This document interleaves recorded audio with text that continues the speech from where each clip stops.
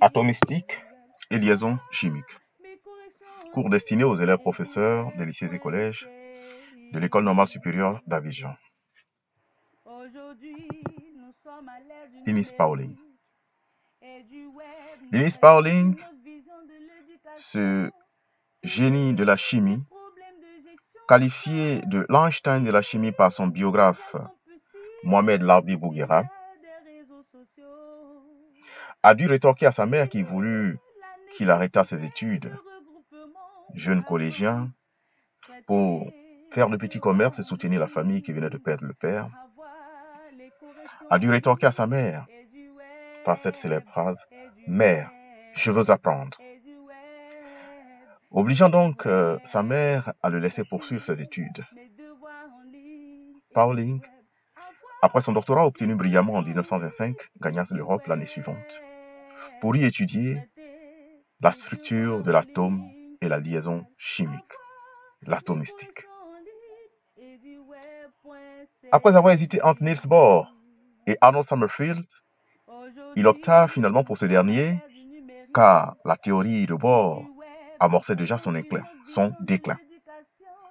Et Sommerfeld, de son côté, bénéficiait d'une aura certaine, parce qu'il était le maître incontesté alors de la théorie quantique, la nouvelle théorie. Jeune élève, son ami Jeffreys lui disait « Tu es fait pour être prof ».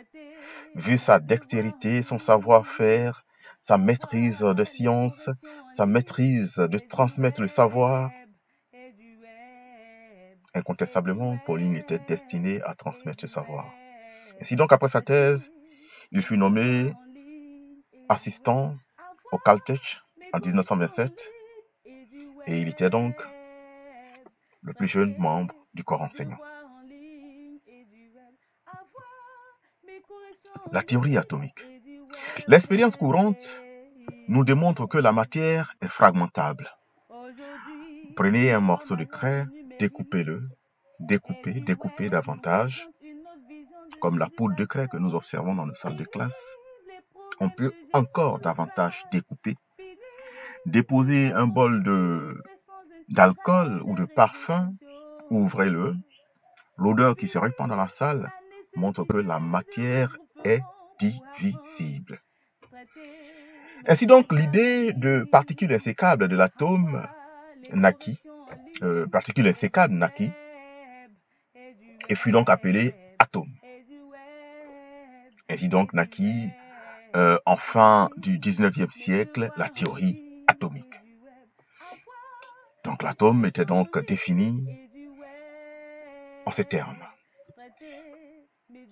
La matière est donc constituée d'atomes.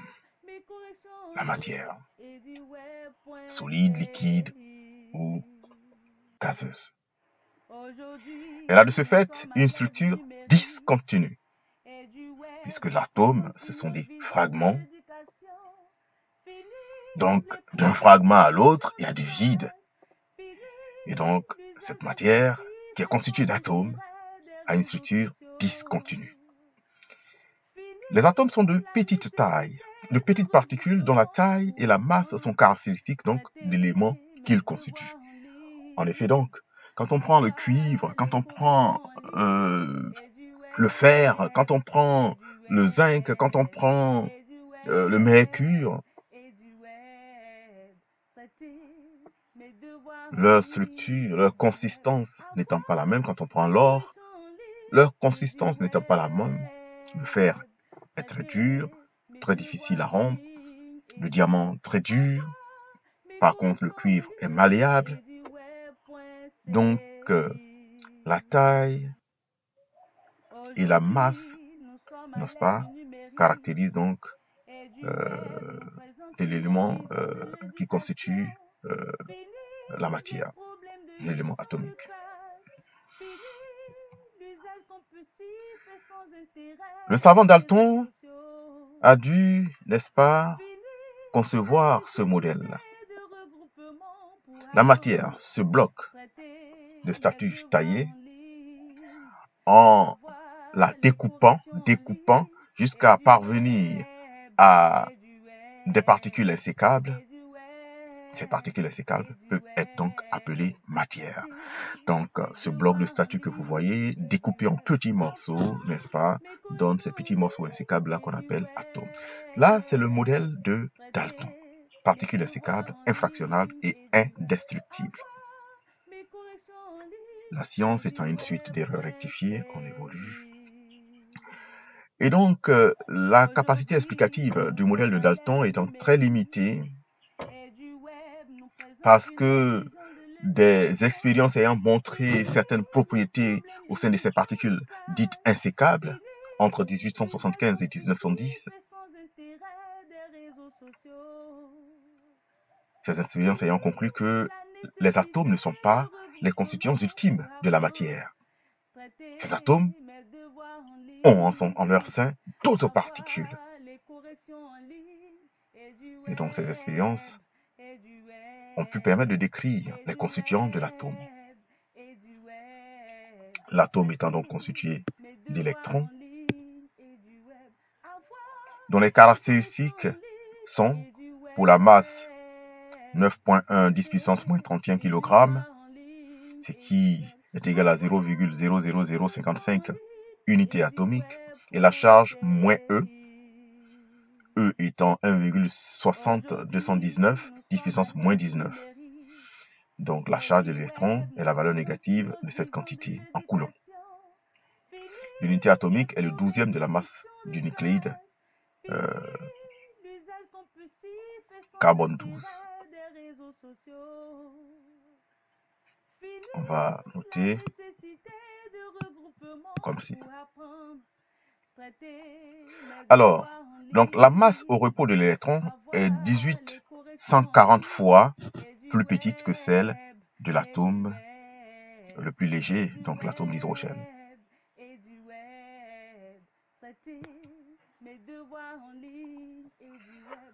Alors, l'électron, dans la théorie de Einstein, de la relativité d'Einstein, a une masse qui est définie comme suit, comme par cette relation, la masse au repos sur racine de 1 moins la vitesse de l'électron sur la célérité de la lumière, le tout au carré. Du coup, la masse au repos est le minimum, et donc plus la vitesse augmente, donc le dénominateur tendant vers 0, donc la masse augmente avec la vitesse de l'électron.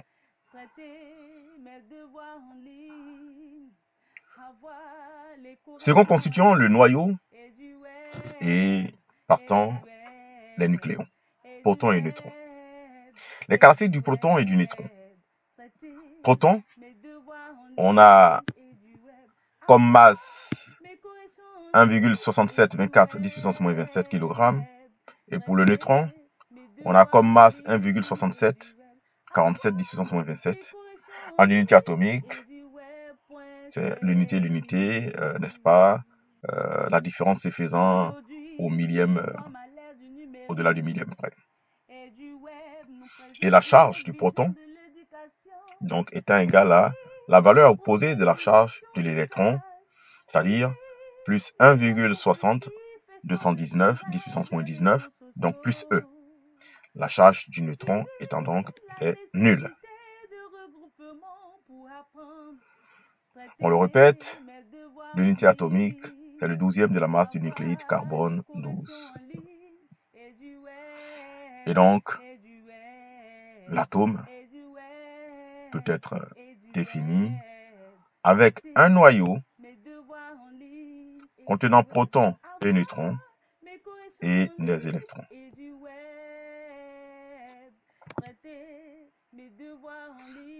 Le modèle de Thomson.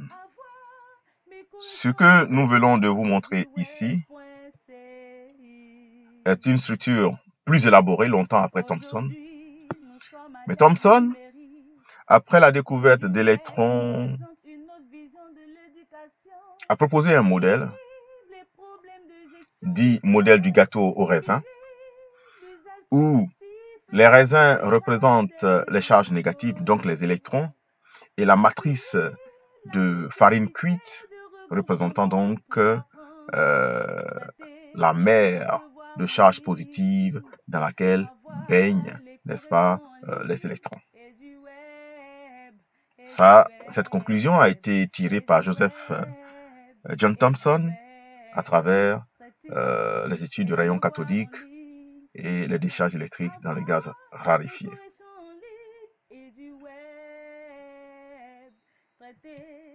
Allant plus loin, Rutherford et son équipe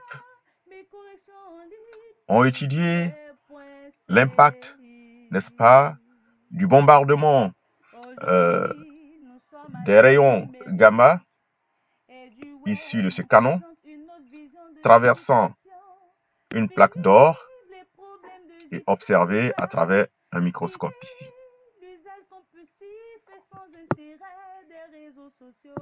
Alors, Rutherford,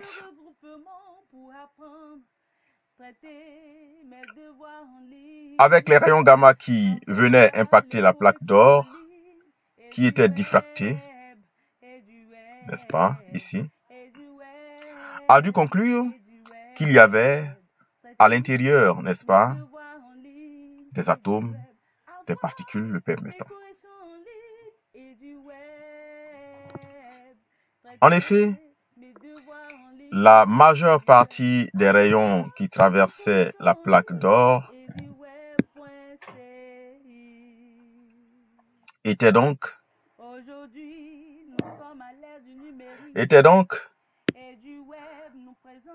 traversaient donc, n'est-ce pas, cette plaque d'or, et c'est juste une infime partie, comme on peut le voir ici, qui traversait, n'est-ce pas, une infime partie qui était diffractée.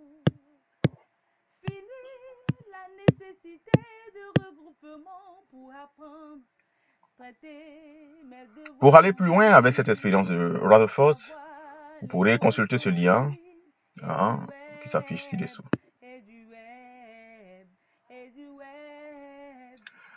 Alors, le rayon des atomes, donc à l'issue de cette expérience, était mesuré donc à 0,1 nanomètre. Un nanomètre étant égal à 10 puissance moins 9 mètres. Alors, Rutherford tire, n'est-ce pas, cette conclusion de son expérience. Le noyau, renfermant toute la masse de l'atome, est constitué de protons de charge Z multiplié par E, la charge unitaire, donc positivement.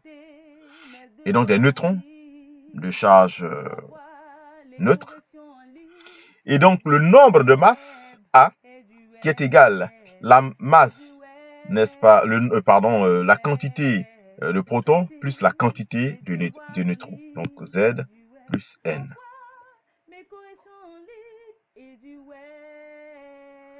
C'est la structure de l'atome. On parle du noyau et ensuite maintenant de l'électron. Et donc autour de ce noyau, constitué de protons et de neutrons, gravitent, n'est-ce pas, des électrons, comme vous pouvez le voir ici. Gravitent des électrons, donc constituant le nuage électronique de charge, donc moins ZE, opposé à plus ZE du noyau. Z donc est appelé le numéro atomique, c'est-à-dire le nombre d'électrons de l'atome neutre. De l'atome, on dit bien neutre. Ou pour mieux dire, Z est le nombre de protons. Ainsi donc, l'atome peut être neutre ou ionisé, Z demeure toujours le nombre de protons. Mais quand il est assimilé au nombre d'électrons, il faut que l'atome soit neutre. Les nucléides. Un même élément chimique peut avoir plusieurs masses différentes. Donc, d'une masse à une autre, on parle de nucléides. Un nucléide étant noyau d'un atome de numéro atomique Z et de nombre de masse bien déterminé. Donc, le nucléide s'énote donc X surmonté de A et en indice Z par la gauche ou A en exposant. Donc, ces deux écritures sont valables. X, A, Z ou X, A, Z. Les protons et les neutrons qui sont dans le noyau sont donc appelés nucléons. Les nucléons du nucléide. Les protons et neutrons sont les nucléons. On va vous demander qu'est-ce que les nucléons. Alors donc les nucléons, c'est l'ensemble protons et neutrons d'un nucléide. C'est ça le nucléon. L'élément. Chaque valeur du numéro atomique Z définit un élément. Alors, donc un élément peut être un ensemble de plusieurs nucléides. Ça, par exemple, X est un élément. Et selon les valeurs de A, on peut avoir différents nucléides de l'élément. Ainsi donc, on a carbone 12, l'élément carbone, carbone 14, toujours l'élément carbone. Donc 6, c'est-à-dire le nombre d'électrons de l'atome neutre ou le nombre de protons, 6 définit donc l'élément. Un élément est l'ensemble des atomes et des ions ayant le même numéro atomique, comme je l'ai dit tantôt. Les corps purs simples sont donc constitués d'un seul élément. Oui, carbone, corps pur simple, fer, corps pur simple, cuivre, corps pur simple, polonium, corps pur simple, plomb, corps pur simple. Ainsi donc, on peut distinguer les corps purs simples des corps purs composés. C'est une parenthèse que nous ouvrons ici. L'eau est un corps pur, mais il n'est pas simple parce qu'il est composé de plusieurs éléments. L'eau est composée de l'élément oxygène et d'éléments hydrogène. C'est un corps pur, mais il n'est pas simple parce qu'il est composé. Par contre, l'or est un corps pur, simple parce que constitué simplement d'atomes d'or. Le cuivre est un corps pur, simple parce que simplement constitué d'atomes de cuivre, ainsi de suite. L'isotopie. Des nucléides qui ont le même numéro atomique Z peuvent par ailleurs avoir un nombre de neutrons N, donc un nombre de masse A différent. Rappelez-vous, on avait dit que A était égal à Z plus N. Donc si A doit changer, c'est forcément le nombre de nucléons, de neutrons qui change. Nucléons, c'est Z et N. Donc, le nombre de neutrons qui change. Si donc, on peut avoir l'isotope 12 et l'isotope 14 de l'élément carbone. Où, ici, on a plus de neutrons qu'ici. Donc, les éléments naturels sont presque toujours un mélange d'isotopes. Donc, les éléments naturels que nous voyons, fer, polonium, hydrogène, chlore, c'est toujours un mélange d'isotopes. Un mélange, pour un élément donné, un mélange de plusieurs isotopes, c'est-à-dire ce même élément avec différents nombres de masses. Donc, différents nombres de neutrons, on va dire. Définissons ce qu'est l'échelle des masses atomiques. Alors, pour les atomes donc, il a été choisi comme nucléide de référence l'atome du carbone 12. qui est approximativement 12 fois plus lourd que l'hydrogène, le plus léger des atomes. Et on lui a attribué arbitrairement la masse de 12. Une valeur arbitraire qui a été attribuée, 12, pour le carbone 12. Le carbone 12, c'est cela. Avec 12 égale à Z plus N, donc 6 plus 6, le nombre de neutrons.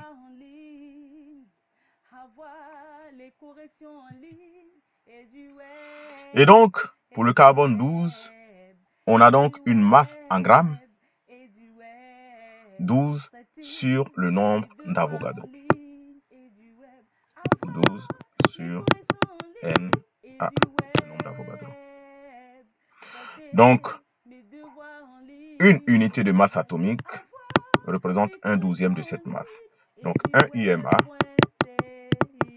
égale 1/12e de, n'est-ce pas, la masse du carbone 12, c'est-à-dire 12 sur Na. Ce qui veut dire que 1 UMA égale à 1 sur Na, c'est-à-dire l'inverse du nombre d'Avogadro. Ça, c'est la valeur de l'UMA. Donc, ça sera quelque chose de 10 puissance moins, etc. Parce que le nombre d'Avogadro est égal à, n'est-ce pas, 6, etc., 10 puissance 23.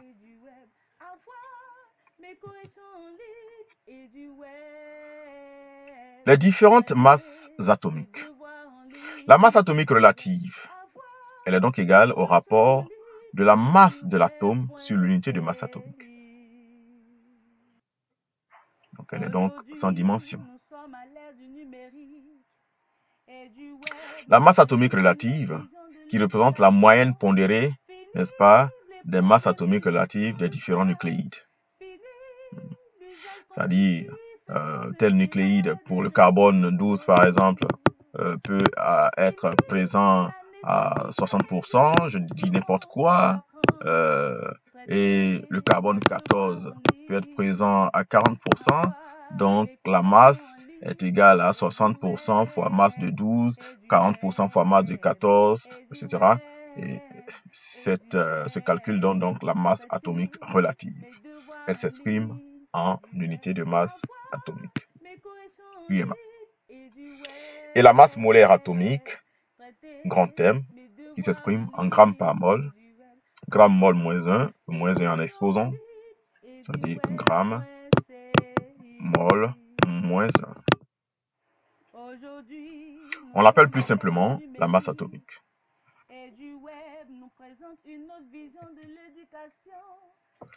Alors, les différentes... la masse d'un atome en UMA sera sa masse molaire en grammes par mol et sa masse atomique relative s'exprime donc avec la même valeur numérique, c'est-à-dire dans le même ordre. Voyons cette application que vous avez en cours. On nous demande de calculer la masse réelle d'un atome de fluor 19, sachant que sa masse atomique relative est égale à 18, etc. On déduit sa masse molaire atomique.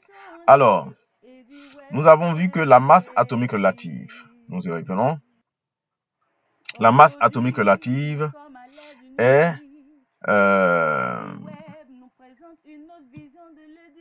la masse atomique. Qu'est-ce que j'ai dit? Calculer la masse réelle de l'atome, sachant que la masse atomique relative, oui donc, nous avons vu que la masse atomique relative était égale au rapport de la masse de l'atome. On va dire donc la masse atomique relative qui est égale à 18,984 est égale à la masse réelle sur l'unité de masse atomique. On avait dit que l'unité de masse atomique, un UMA égale à 1, c'est-à-dire le 12e de 12 sur n. Donc le 12e de 12 sur n, c'est 1 sur n. Qui est donc égal à masse réelle multipliée par le nombre d'Avogadro. Donc du coup, on en déduit que la masse réelle est égale, le nombre d'Avogadro passe au dénominateur ici, passe au dénominateur de celui-ci, donc est égal à 18,9984 sur le nombre d'Avogadro, pardon,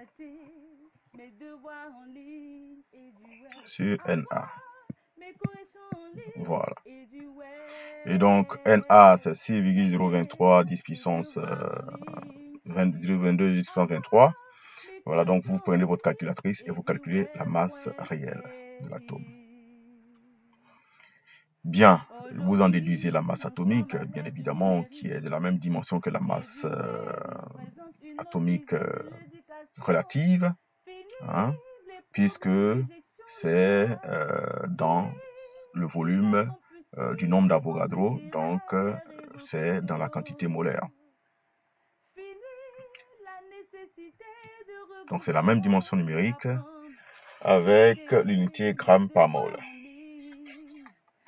Alors, on peut vous demander aussi de calculer la masse atomique, n'est-ce pas? Le chlore naturel contient 75,4% de l'isotope le plus léger, 35, et donc 24% de 37. Alors, quelle est sa masse atomique A? Bon, là, on l'avait déjà démontré. Donc, A sera égal à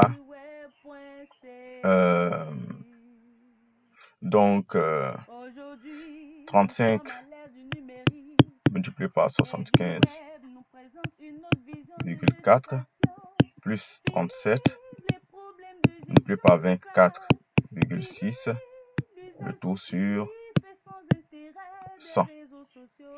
Donc, prenez votre calculatrice, le résultat. Donc, alors, le défaut de masse, ici, en se basant sur la formule, n'est-ce pas, la relation de relativité d'Einstein, E égale à la variation de masse fois la célérité de la lumière au carré.